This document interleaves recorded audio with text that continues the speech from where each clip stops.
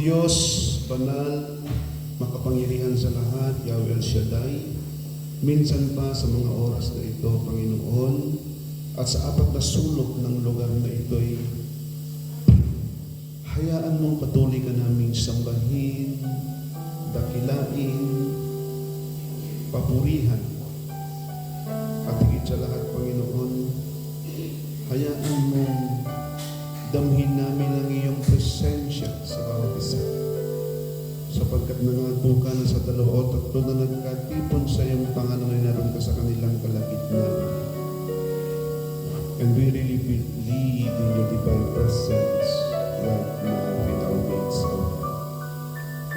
Kung kaya naman, O Lord, samahan niyo nga po ang aming puso. Samahan niyo rin po ang aming isip. Samahan niyo rin po ang aming pakikinig ng mga salita mo upang ito'y magkaroon ng kapangyarihan sa aming buhay na siyang makapagpapatatag at makapagpapalalim ng aming pananampalataya sa iyo patungo sa buhay na walang hanggan. Sa pangalan ng Ama, ng Anak at ng Espiritu Santo. Amen. Sisters, ang atin pong ebanghelyo ngayon ay hango sa mga sulat ni San Mateo. Matthew chapter 11, verses 2 to 11. Okay? Hindi, yung payangkwan, nung last, hindi nyo naalala last week, di ba yan din ang naipa-flash. Matthew 11, verse 2 to 11. Our gospel, for on the third Sunday, of Advent. Ayan. At ngayon nga, ang tema natin ay yung Gaudete Sunday. Rejoice Sunday. Ayan. Ang mabuting balita ng Panginoon ayon kay San Mateo. Papuri sa iyo, Panginoon. Nakabilanggo na noon si Juan na tagapagbautismo. Nabalitaan niya ang mga ginagawa ni Kristo, kaya't nagsugo siya ng ilang mga alagad upang itanong, kayo po ba ang ipinangakong darating o maghihintay pa kami ng iba? Sumagot si Jesus, bumalik kayo kay Juan at sabihin ninyo sa kanya ang inyong naririnig at nakikita. Nakakakita ang mga bulag, nakakalakad ang mga pilay, gumagaling ang mga ketongin, nakakarinig ang mga bingi, muling nabubuhay ang mga patay, at ipinapangaral sa mga mahihirap ang magandang balita. Pinagpala ang taong hindi nag-aalinlangan sa akin. Nang paalis na ang mga alagad ni Juan, nagsalita si Jesus sa mga tao tungkol kay Juan. Bakit kayo nagpunta sa ilang? Ano ang nais ninyong makita? Isa bang tambok na hinihipan ng hangin? Bakit kayo pumunta sa ilang? Para makita ang isang taong may mamahaling kasuotan? Ang mga nagdaramid ng ganyan ay nasa palasyo ng mga hari. Ano nga ba ang nais ninyong makita? Isang propeta? Oo, siya'y propeta. At sinasabi ko sa inyo, siya'y higit pa sa isang propeta. Sapagkat si Juan ang tinutukoy ng kasulatan, ipadadala ko ang aking sugo na mauuna sa iyo. Ihahanda niya ang iyong daraanan. Tandaan ninyo, higit na dakila si Juan na tagapagbautismo kaysa sinumang isinilang sa daigdig. Ngunit ang pinakahamak sa kaharian ng langit ay mas dakila kaysa kanya. Mga minamahal kong kapatid, ang mabuting balita ng ating kaligtasan. Pinupuri ka namin ng Kristo. Tingnan mo ulit yung katabi mo. Katabi! Katabi! Masaya ka ba? Masaya ka ba? Ano sabi? Amen! Amen! Napagkat ngayon ay Gaudete Sunday. Ayan, Ito ay 3 linggo ng Adviento.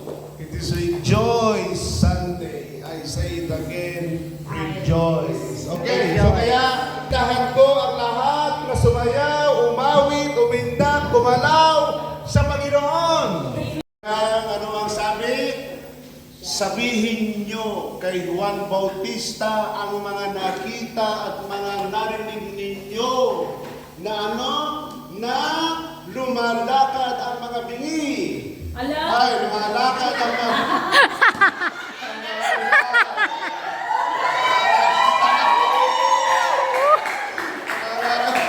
Akala ko mga natutulog kayo eh. Mga kalingang mga ketogi. Nakon. Pinapahayag ang mabuting balita sa mga dukha. Nakon. So, gumagaling ang mga may sakit. So, sa kung saan ay napakaganda ng sinabi doon, ano? Ng sinabi doon sa unang pagbasa na kapag ka namagitan ang Diyos, di ba? Ang mga imposibleng bagay ay nagiging Posible. Nakon, tulad ng patutuo ni Sister. Ano yung pangalan mo, sister? Sen. Ayan. Totoo yun. Totoo yun, ano? It is okay to ask God. Ano, kung minsan kasi akala natin ay ang presensya ng Diyos ay wala. Kumbaga parang bakit tahimik despite na naglilingkod naman tayo, despite na ginagawa naman natin the best, pero bakit ang gulo-gulo pa rin ng kapaligiran mo, di ba? Look, dito sa ating Ebanghelyo, amidst sufferings and darkness na kung saan ay nakakulong si Juan Bautista, ano? Wala siyang kalayaan, nagkaroon siya ng alinlangan. Ito na nga ba si Kristo? Tanungin nyo nga, or kung maghihintay pa tayo ng iba. You see? It is okay. It is okay to address our doubt. Kung inaakala natin kung minsan na para tilang hindi tayo nadidinig ng Diyos, it is okay to ask God, to question God. Totoo yun. At kapag ka nag-usbong yun sa atin, isa lang ang ibig sabihin nun. It is deepening our relationship with Him. Di ba? Naalala nyo, dito sa ating Ebanghelyo mismong binasa ngayon, nabigo ba si Juan Bautista sa nais ng puso niya na malaman kung siya nga ba ang Kristo? Hindi. Nakon, maging si Tomas, naalala si Tomas, di ba? Hindi ako naniniwala hanggat hindi ko nakikita at nahahawakan ang butas sa kanyang kamay at sa tagiliran. Nabigo ba si Tomas nang i-address niya yung kanyang doubt? Hindi rin. This is exactly what will happen to us. Kapag tayo ay nagkaroon ng usbong man lang o pag-aalinlangan, tandaan mo kapatid, yan ay panawagan ng Diyos sa iyo upang lalong mapalalim ang pananampalataya mo sa Kanya. Nang mahawakan ni Tomas yung butas sa kamay at tagiliran, ano ang sabi ni Tomas? Panginoon ko at Diyos ko. He will meet you there where you want it. Amen. Amen. Marami pang ipaparana sa iyo ang Panginoon. Amen. Kaya wala tayong dahilan upang tayo ay upang hindi tayo magalak ngayon. Sapagkat nasa atin na ang paghahari ng Diyos. Amen. Amen. Bakit mukhang hindi naman nagagalak ang mga mukha nyo? O baka napagod lang kayo sa kasasayaw kanina. Kaya pinagod kayo ni Brother Ike. Ayan. Okay. So, ang topic natin ay pinamagatan nating finding real joy or finding true joy. O hanapin ang tunay na kagalakan.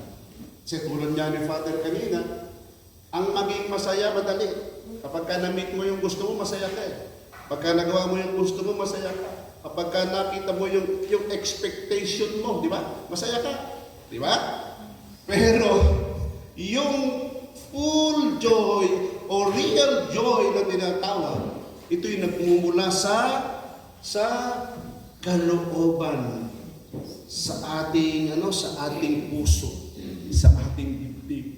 Nakon! Nakon. Na walang nakaalam niyan, kundi ang Diyos at ikaw lang, Sister Marie. Amen. Ang Diyos at ikaw lang kung talagang ikaw ay punong-puno ng kagalakan. Kagalakan. Amen! Amen. Ayan. So, finding real joy, una, ang tanong ko sa inyo, my dear brothers and sisters, what gives us real joy? Ano ba ang nakapagbibigay sa atin ng tunay na kagalakan o ng kagalakan? Tanongin ko nga kayo. Anyone? Ano yan, Sister Marie? Tunay nagbibigay ng kagalakan. Yes. Kapayapaan sa puso. Kapayapaan sa puso. Ayan. Saan nagmumula? Saan natin nasusuntungan kaya tayo nagkakaroon ng kapayapaan sa puso? Sa ating Diyos. Sa Panginoon. Sa Panginoon. Nakon? Sa Panginoong Jesus. Amen. Ayan. Kasi akala ko, ang sasabihin yun, nakakasumbong kayo ng kagalakan ay sa mga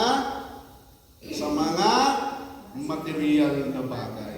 Ayan. I'm very proud of you. No? Kasi hindi yun ang sinabi nyo sa ako'y nagkakala sapagkat ako'y nalulugod, ako'y napamasaya sapagkat ako'y may bahay, may trabaho, maraming pera sa bangko.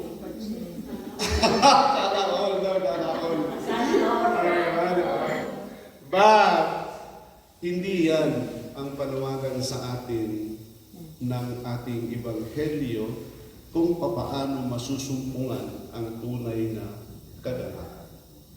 Kasi ang sabi sa Matthew 13:44, ang paghahari ng Diyos ay katulad ng kayamanang nakabaon sa bukid. Nahukay ito ng isang tao at tinabunan. Sa laki ng tuwa, siya'y humayo at ipinagbili ang lahat ng ari-arian niya at binili ang bukid na iyon. You see, ang tunay na tuwa, ang tunay na kagalakan ay masusumpungan lamang natin sa paghahari ng Diyos sa ating buhay. More than anything, any material wealth in this world. You see, ipinagbili niyang lahat ng mayroon siya. At ang binili niya ay yung nahukay niya na isang bukid na kung saan natagpuan niya ang kaharian ng Diyos. Doon natin tunay na masusumbungan ang tunay na kagalakan na higit pa sa mga material wealth and possession. Ipinagbili niya ang lahat upang bilhin yung bukid na yun kung saan natagpuan niya ang kaharian ng Diyos. Amen?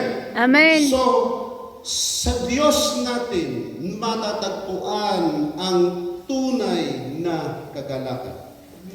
Amen. Real joy is found, una, in abiding in Christ.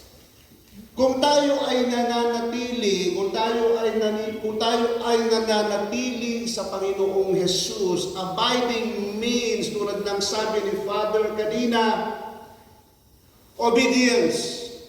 Kilala natin ang Panginoong Jesus. Nananampalataya tayo sa Panginoong Jesus. Do we really obey Him? Sapagkat ito ang kauna-unahang foundation. Ito ang kauna-unahang dapat nating gawin upang masumpungan natin ang tunay na kagalakan. Sabi sa John 15:10-11, kung tinutupad ninyo ang aking utos, mananatili kayo sa aking pag-ibig tulad ko. Tinutupad ko ang utos ng aking Ama at ako'y nananatili sa kanyang pag-ibig. Sinabi ko sa inyo ang mga bagay na ito upang makahati kayo sa kagalakan ko at malubos ang inyong kagalakan. You see, real joy is found in abiding in Christ. Marunong ba tayong sumunod? Amen. Amen. Kaya, alam niyo ba kung anong mayroon kay Kristo? As we all know, gumagaling ang mga may ketong, nililinis ang mga may kasalanan, nakakalakad ang mga pilay, nakapagpapahayag ng salita ng Diyos, ang mga dati hindi kanais-nais ang kalalagayan. Ano pang meron kay Kristo? Kapatawaran, kaligtasan, pagbabagong buhay, pagbabalik loob, pagmamahal na walang hinihintay na kahit na anumang kapalit. Kaya, kapag tayo ay tunay na nananatili sa Panginoong Hesus, dapat ang nakikita sa atin ay ang pagsunod. Now, tingnan mo ulit yung katabi mo. Inuulit ko. Marunong ka bang Marunong ka bang sumunod? Anong sabi? Amen. Hindi natin masusumpungan ang tunay na kagalakan kung hindi tayo marunong sumunod sa inuutos ng Diyos. Amen. Hindi tayo nagbibiruan o naglolokohan dito. Ito ang kauna-unahang dapat nating gawin. Amen. Amen. Pangalawa, true joy is found by acknowledging God's presence in everything. O, may nabasa. Sino yung nagbasa sa inyo kanina? Nag-sound? Si Sister Jessie. Ayan, natatanda mo ba yung sound mo, Sister Jessie? Sige nga, pakirecite mo nga sa amin. Hindi. Okay, yung mga verses. Yung pangalawa. Sabi ron, pinalaya niya ang mga nabihag, isinasauli, paningin ng bulag, lahat ng inabi ay itinataas, ang mga hinirang niya'y nililinaw. If we acknowledge God's presence in everything, tayo yung mga nilingap na yun. Tayo yung mga hinirang na yun. Tayo yung mga inapi, tayo yung mga nabihan. Ang sabi sa Psalm 16:8, ituturo mo ang landas na buhay ang hahantungan. Sa piling mo'y madarama ang lubos na kagalakan. Ang tulong mo'y nagdudulot ng ligayang walang hanggan. Amen.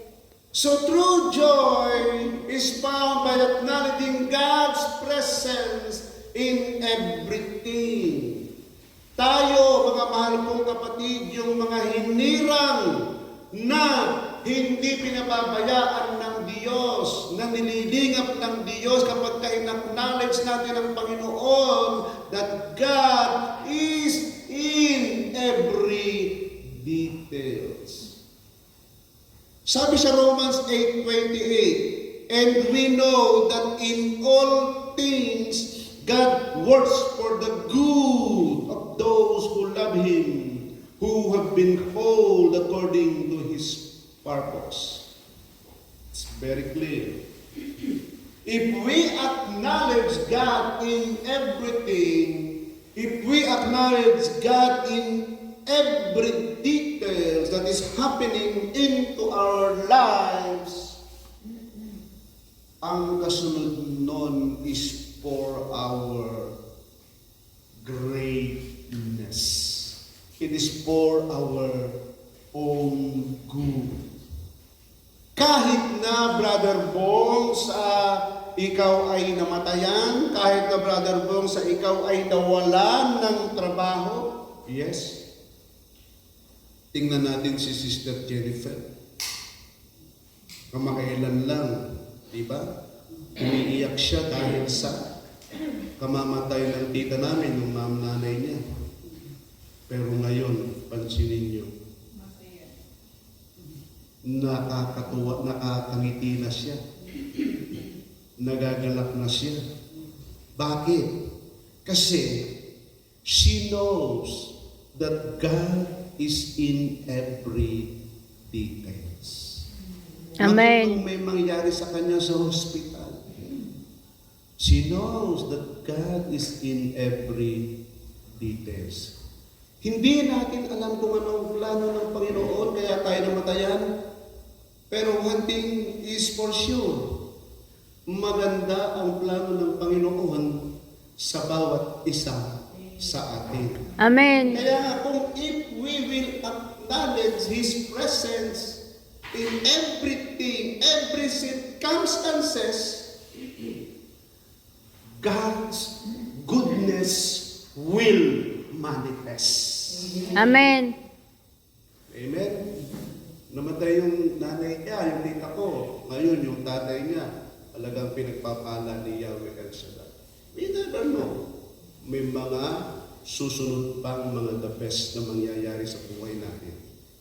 Pero kung tayo ay manlulumaymay, magagalit sa Diyos, Lord, bakit naman? Pinapadalangin lang namin na gumaling. Bakit namatay? Ayaw ko naman magpa-pray over dyan kay Brother Bong. Come on, kurang na. Nanlumaybay na. Hindi na matendang gawain. Nanlamig na. Takon!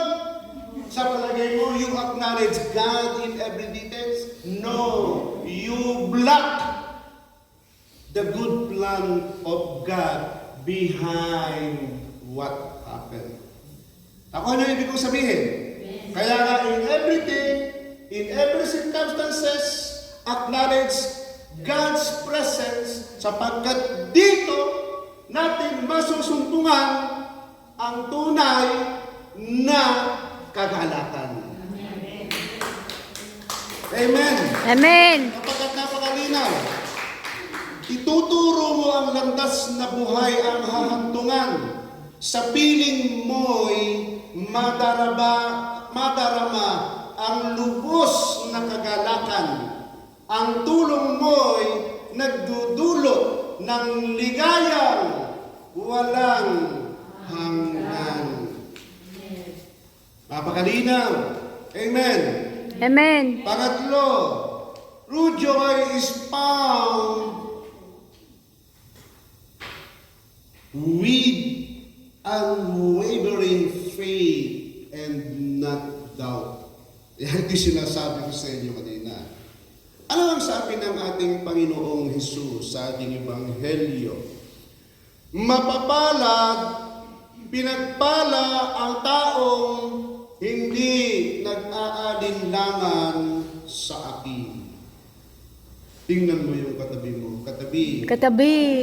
Ikaw ba Ikaw ba ay wala ay wala ni ni katiting katiting na pag-aalinlangan na pag-aalinlangan sa presensya ng Diyos? sa presensya ng Diyos? Ano sabi? Amen. Very good. Makasi ka pa. Very good. I like it. I like it. Very good. Yes. Kasi, totoo yun eh. We need to acknowledge the presence of God in everything. Kasi, kapag ka tayo ay nagkaroon ng pag-aalinlangan, nadidelay. Ako ano ibig sabihin? Nadidelay ang God's blessing, nadidelay ang God's plan. Sinong may kagagawan kaya nadidelay? Tayo. Tayo. It's because of our doubt. Dahil sa pag-aalinlangan natin, napipikil, nadidelay, naantala. Ang tulong ng Diyos, ang kapangyarihan ng Diyos. Kaya nga, do not doubt. Kaya nga, totoo yun. Kung tayo, kaya nga, pansinin nyo, lahat ng mga may pag-aalinlangan dito sa Biblia, they address their doubt. Pansinin nyo, nabigo ba sila?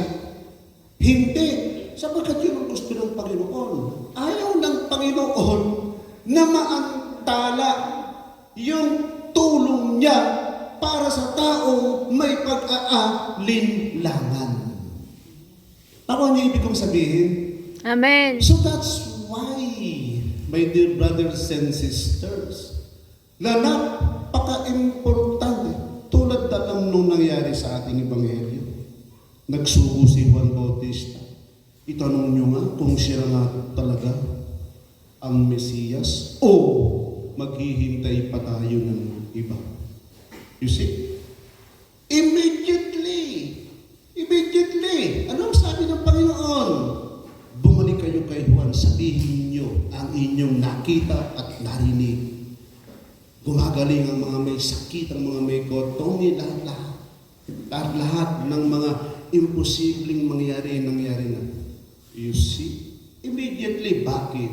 Sapagkat ayaw talaga ng Panginoon na kahit saglit lang ay magkakaroon tayo ng pag-aalinlangan sa Kanyang presensya. Naiintindihan niyo po ba ako? Amen.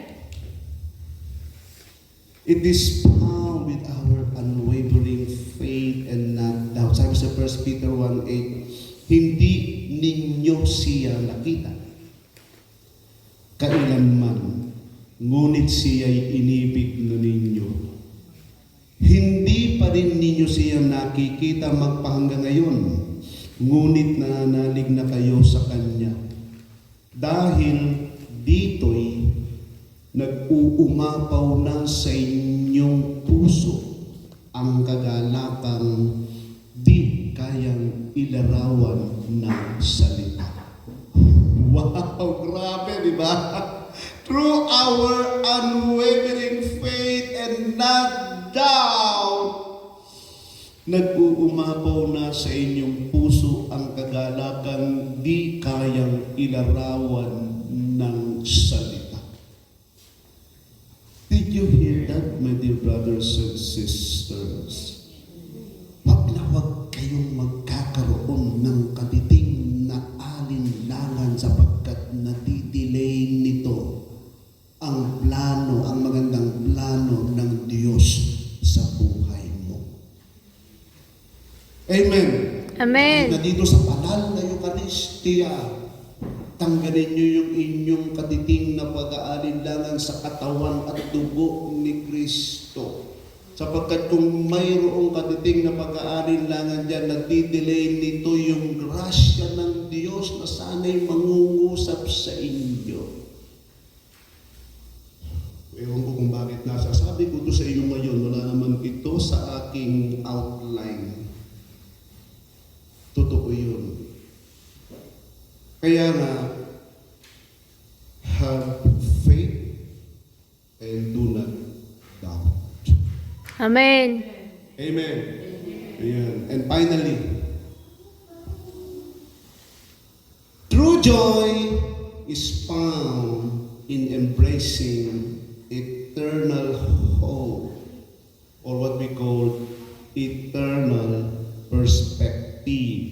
Ayan, di ba? Kapag tayo ay magpapatayo ng bahay, merong tinatawag na perspective.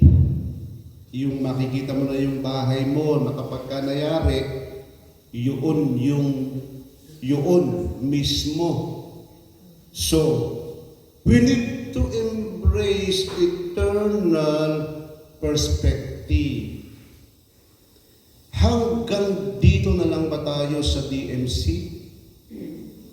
Hanggang dito lang ba tayo sa lupa? No. Tingnan mo yung katabi mo. Katabi. Katabi.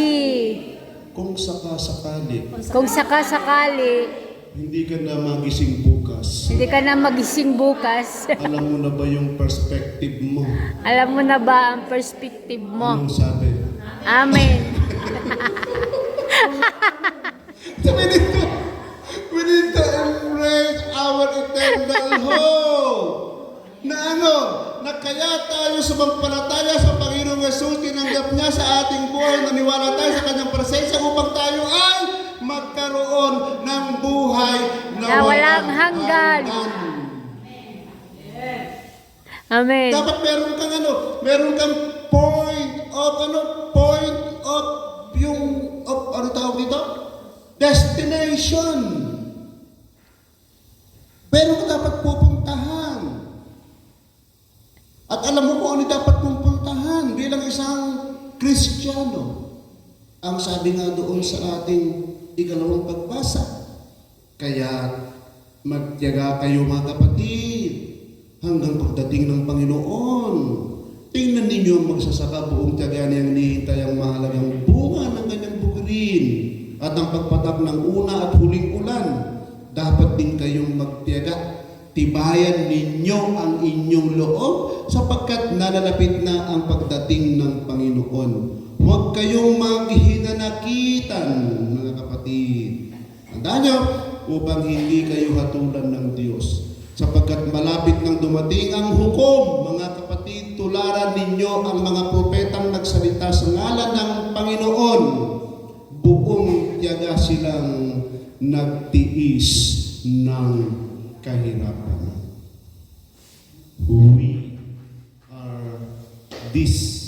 We are on this second reading. Habang ini-embrace natin ang eternal hope o eternal perspective, hindi ito madali. Maraming hirap, maraming pagsubok.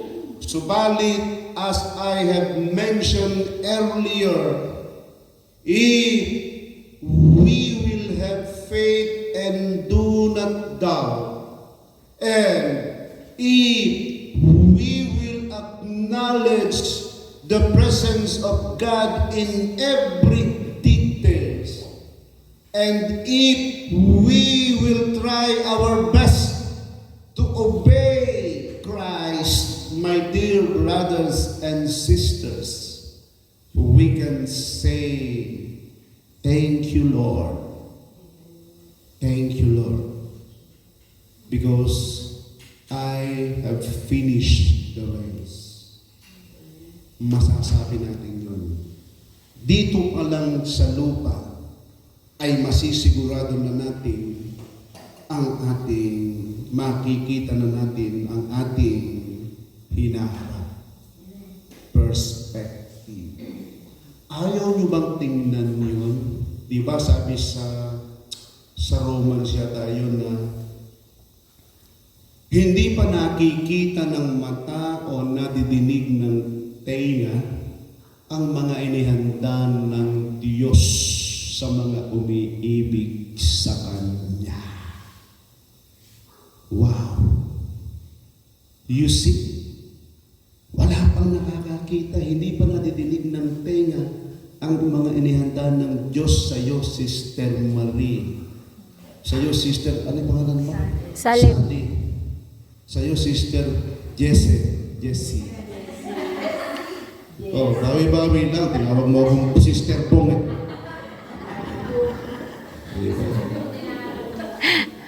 Hindi pa nakikita ng mga mata, hindi pa naririnig ng mga tenga ang inihanda ng Diyos sa iyo, Sister Jessie. 5 minutes na lang daw, Brother Bong. Inurasan. Totoo yun. Totoo yun. Hindi. Biro ka lang kayo. Totoo yun. Can you imagine that? Kasi bakit?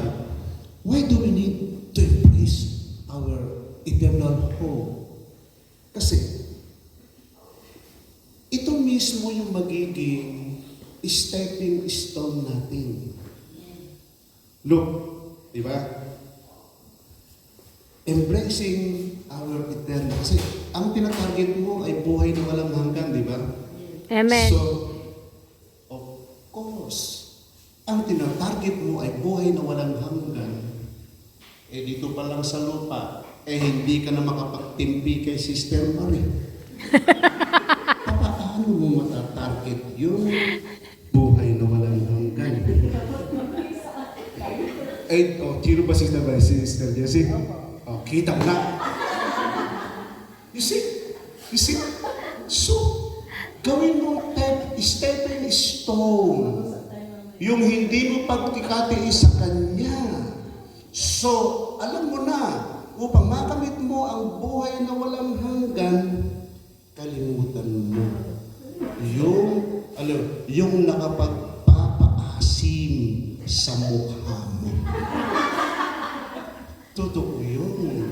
Amen. Gawin natin stepping stone patungo sa buhay na walang hanggan, yung mga kapatid natin, yung mga kamag-anak natin na ang gaganda, ang babait ng pag-uugali. Amen. Gawin natin, palagi gawan natin, intindihin natin ng kabutihan. Amen. Kaya nyo yun pagka nansa sa inyo si Kristo. Amen. Totoo yun. Gawin natin stepping stone yung katikasan ng ulo ni Sister Jessie, ni Sister Rosita. Gawin natin stepping stone para makarating tayo sa buhay na walang hanggan. Amen. Pagtagumpayan natin sapagkat ano ang sabi sa kahuli-hulihang Ebanghelyo, Sister? Wala pang taong isinilang na mas dakila kay Juan Bautista. Ngunit sa isang Aba sa kaharian ng Diyos ay mas higit na dakila sa Kanya. Embracing our eternal hope. Gawin nating stepping stone yung nakapagbibigay sa atin ng galit, ng inggit, ng hinanakit, ang sama ng loob. Balikan natin sila palagi ng kabutihan.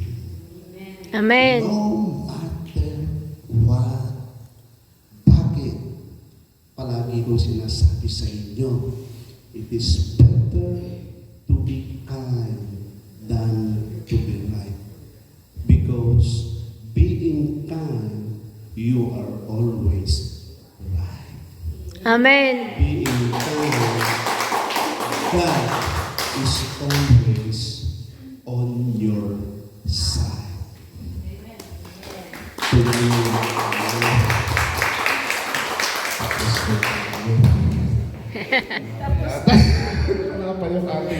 Wala yung ating musisya. Maagang matapos yata. Ayan.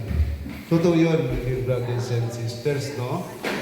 Yung mga na-encounter natin, nobody is perfect. Walang community perfecto, walang pamilyang perfecto, walang magkakaplat na perfecto.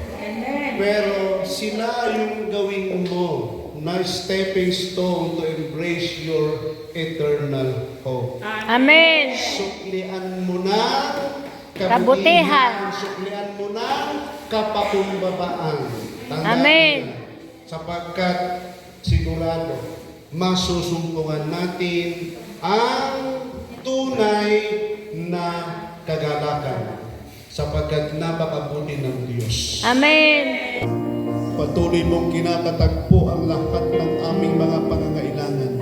Hindi nga kami karapat dapat sa kabutihan mo, Panginoon.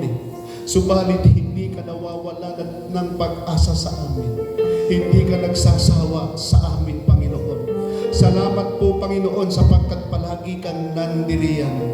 Sa kabila ng aming mga pinagdaraanan, mga mabibigat na problema, Panginoon, nandiriyan ang iyong presensya, nandiriyan ang iyong pag-iingat. Bakit? Sa pagmahal mo ang bawat isa sa amin, sa kabila ng aming mga pagkukulang, sa kabila ng aming kahinaan, sa kabila ng paulit-ulit naming nagagawang kasalanan. Amang banal na makapangyarihan sa lahat, sa mga oras na ito, Panginoon, batid mo ang laman ng aming puso makapaglingkod sa iyo, Panginoon. Palalimin mo pa po ang aming pananampalataya sa iyo, O Diyos, upang ang bawat isa sa amin ay patuloy mong magamit na instrumento mo upang maipalaganap ang kabutihan mo sa buong mundo, Panginoon. Touch every one of them, O Lord. Iyakapin mo po sila. Embrace them, O Lord. Give them miracle of blessings. Give them healing, O Lord. Give them victory, O Lord. Give them strength, O Lord. Give them power, O Lord. And give them full joy in Jesus' name. In Jesus' name. Patuloy din po namin ipinapanalangin sa mga oras na ito ang miracle of healing ni Zion Ezekiel Pardilia and Rosel Pardilia, Panginoon. Right now, O God, kumilos po kayo sa kanila, Panginoon. Ikaw ang Diyos na makapangyarihan sa lahat, kaya naniniwala kami sumasampalatayang sasamahan mo ang panalangin namin nito, lalo ang panalangin ng isang ina, Panginoon. Lord, dalangin din po namin na patuloy na pong magkaroon ng kapayapaan sa buong mundo. Sa aming mga anak, sa aming mga magulang, mga pamilya, saan man sila naroroon, patuloy mo silang pagpalain at ingatan. At sa amin pong mga trabaho, patuloy na magkaroon ng magandang trabaho, ng magandang relasyon. At sa amin pong mga kapatid na walang bisa, patuloy mo pong ingatan na itago sa inyong malhamay na pakpak, Panginoon. At dalahin po namin, Panginoon, sina Adam, his team, and the whole company. Ingatan niyo po sila, Panginoon, saan man sila dalhin ng kanilang pagmimisyon upang kahit isa sa kanila ay walang masugatan. Panginoon, narito po kami nagkakaisa ng puso at isipan na patuloy mong pananatiliin sa aming puso ang kagalakan. Kagalakang nagmumula at makukuha lamang namin sa iyo. Pagpalain niyo po ang Friday Prayer Group, Panginoon. Ang mga choir, instrumentalist, ang core group leaders, at ang mga nanonood sa kanilang tahanan, saan man sila naroon, inyo pong abutin. Ang aming pong mga council of elders dito sa Israel, preachers, Panginoon, patuloy niyo po silang samahan at gamitin sa kasalukuyang panahon upang maipalaganap ang iyong mabuting balita. At patuloy din po namin itinataas, Panginoon, na paspasan mo palagi ang apat na sulok na lugar na ito, ang aming pong mga kaparian, ang aming pong mga sisters na naglilingkod dito, O Diyos. At minsan pa, dalangin din po namin ang nararapit mong pagdating sa December 13 sa Haifa, St. Joseph, Panginoon. Magmula pa lang sa banal na misa, inaangkin na po namin, Panginoon, na ipararanas mo ang inyong presensya. Amen. Hanggang sa healing messages at lahat ng tatayo sa inyong harapan. Salamat po, Panginoon, sapagkat napakabuti mo po sa amin. Kasabay ng pagtaas ng aming mga prayer request and intention, kasabay nito ang aming kaloob, ang aming ikapo, ang mga bagay na tinataas namin sa pangalan mo. Sa pangalan ni Jesus, inaangkin na po namin ito'y tagumpay.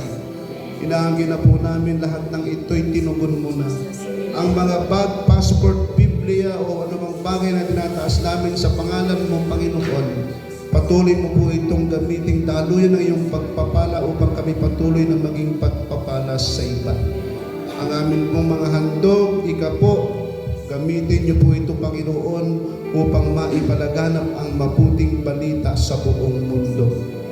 Minsan pa, O Diyos, ano man ang napagkasunduan namin sa mga oras na ito, naniniwala po kami sumasampalatayang tinanggap na namin lahat. Amen. Maging ang mga mensahe mo, ipinauwi mo sa amin ngayon.